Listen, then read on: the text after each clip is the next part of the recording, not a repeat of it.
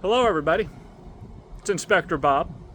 I'm the owner of Carolina Premier Pest Control and Carolina Premier Inspections. I'm also a certified master home inspector, and Brenda asked me if I would provide a short video here for you to describe the difference between a home inspection and a CL-100 inspection. I'm certainly happy to do that. I wish I could join you in person. Unfortunately, a scheduling conflict has me on a large commercial inspection, which is going to take up a lot of my time and focus. But I figure we can spend some time here with video on site, and I might be able to show you a few things while I'm out here on this home inspection. So let's get started. We'll focus first on what we are looking at during a full home inspection. A good inspection is going to focus on the roof and roof covering pretty closely. That's where water can get in at a lot of places, and when it does leak, it causes a lot of damage and issues with destroying organisms and microbial growth. So a good and experienced home inspector is going to be able to evaluate this roof to determine if there's any defects with the installation. They'll also be able to check all the flashing, these little plumbing boots that you see up here. All these penetrations through the roof are very important to evaluate. A good inspector will also be able to give you information on the type of shingle or roof covering that you have, and also the typical life expectancy. And he should be able to tell you also the approximate age without anybody else having to let him know. We can see with this roof covering that it does have some age on it.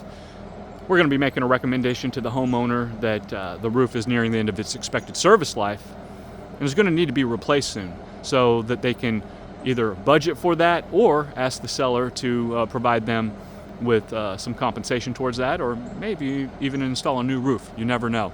Next, we're going to take a look at the exterior cladding, which is the siding on the home. Sometimes it's vinyl siding, sometimes it's cedar siding, sometimes it's fiber cement, and sometimes it's brick. This home is a brick veneer sided home, which means that the brick is not structural, but it is serving as the exterior cladding for the home.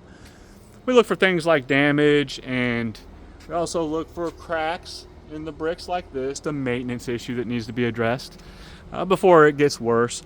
We also want to make sure that the bricks have weep holes in them so that they're properly ventilated. And we're also looking for cladding damage. While we're outside, we're also going to check all the exterior appliances and equipment. Here we have an outside HVAC unit. This is the condensing unit for a split system. So this is only half of the air conditioning system. The other half we're going to find in the attic space. Okay, so overall, the exterior of this home is in pretty good condition. A little bit of maintenance that's needed on the exterior. I think the big message that we're delivering to the clients here is that the roof is at the end of its expected service life. They're going to have a hard time getting an insurance company to underwrite that roof covering at the age that it is.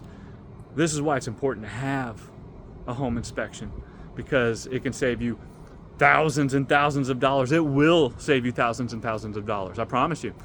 Every home inspection saves the buyer thousands of dollars, if not in immediate repairs, in the knowledge that you need to have to protect the home with maintenance and keep these large breakdowns and expenses from hitting you. Okay, so here we are in the attic space of this home. This is where we're going to get to inspect all the roof framing. We've got a lot of HVAC ducts, and then we've got insulation to take a look at. So overall, your home inspector is going to be very busy up in this space, and this is where some important issues can be either found or missed. So let's take a look at some of the things that we're going to see on this report. First of all, you'll notice that HVAC pan's got a lot of rust in it, which means that the condensate drain system had failed at some point.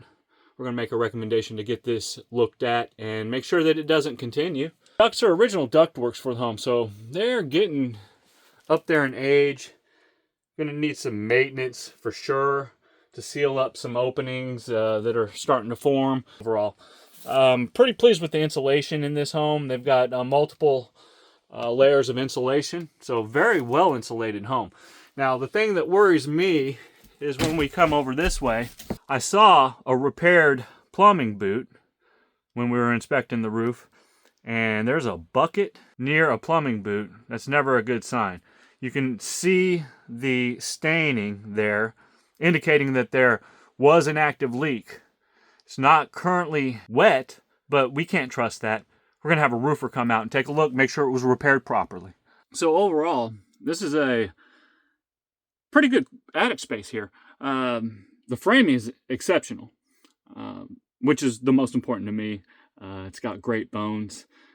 Everything is connected as it should be. No gaps, no sags, no long spans that require extra support. So very good structural roof system on this home. I'm just going to make a recommendation to perform some maintenance on the HVAC.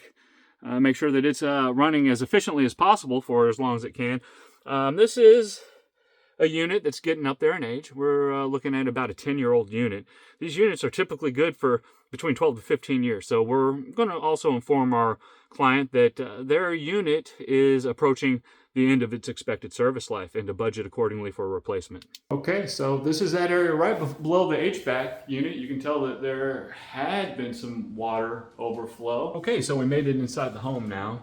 After being in the attic, we've seen a couple of places where I'm concerned about moisture intrusion. That would be around that plumbing boot that was leaking, and also beneath that HVAC unit that had the rust in it. So the first thing I want to do is go check those areas out first. The anticipation's killing me. I need to see if there's any implications from those leaks that happened up in the attic space. Okay, and we can see here, this is that area below the plumbing boot. Interior inspection, moisture intrusion is the number one thing we're looking for. You'll hear me say it all the time. And the reason we are is because it can create unhealthy conditions inside your home. Take a look at this. This is inside of a closet. You can see that it's gotten pretty wet. Got some mold growth here. This is something that needs to be addressed. And we're going to make a recommendation to our client to not only have this tested, but also have the mold remediated prior to moving into the home. Okay, so we're going to round out the interior inspection by testing all the light switches, all the electrical receptacles, checking for voltage, and making sure that they're wired properly. We're going to run all the appliances. We're going to test the HVAC temperatures, make sure that they're producing the proper temperatures in heat mode and in cool mode, and do an overall visual inspection of the home to look for any cracks or signs of foundation stress or settlement, the important big issues. I always say, as a home inspector, we're here for elephants, not ants. So we're not going to report on the minor cosmetic stuff, but we are going to report on any functionality issues or safety issues with any of the major systems and components of the home.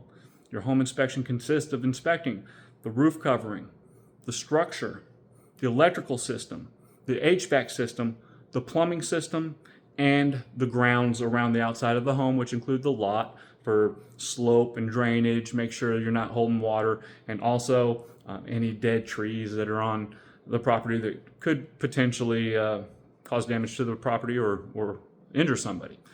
Overall, a home inspection is a very thorough look at the home. It's going to take your inspector 3, sometimes 4 hours to do a thorough home inspection on an average size home. So this is what we do for our clients. It's a tremendous value that we provide. And when you're looking for a home inspector, you want to find one that's not only experienced, but also passionate about what they do. Because if they're passionate about what they do, you're going to get a good product. That's been my experience so far. Okay, so having done the home inspection, we have a chance to talk about the CL-100 report and the inspection that is involved with providing that document. The CL-100 form is an official South Carolina wood-destroying organism infestation inspection report. What that means is it's a very specific inspection just designed to detect wood-destroying organisms. All of them. Subterranean termites, Formosan termites, carpenter beetles, a variety of wood-destroying insects, and funguses. It also focuses on excessive moisture conditions below the first main level of the floor. So this would be areas like crawl spaces and the bottom of door jambs that tend to get rotted out when they get wet. So very different from a home inspection is the CL-100, but also very, very important because the damages done by wood-destroying organisms is tremendous. Termites alone do more damage in the United States than storm, fire, and flood put together. So this is something that we strongly recommend be done before every transaction. Okay, folks, that's going to wrap it up for me on this topic for now. We talked about the larger general overall home inspection process, as well as the more specific wood-destroying organism CL-100 report. Both of these reports are very important. Do not skip either one. If you have any questions or topics that you would like to discuss related to home inspection, pest control, CL-100s, by all means give me a call. This is my passion, and I love speaking with folks and giving them information. Not just information, but accurate information. And that's what you should expect from any experienced home inspector. Again, give me a call, Inspector Bob. We're always here to help.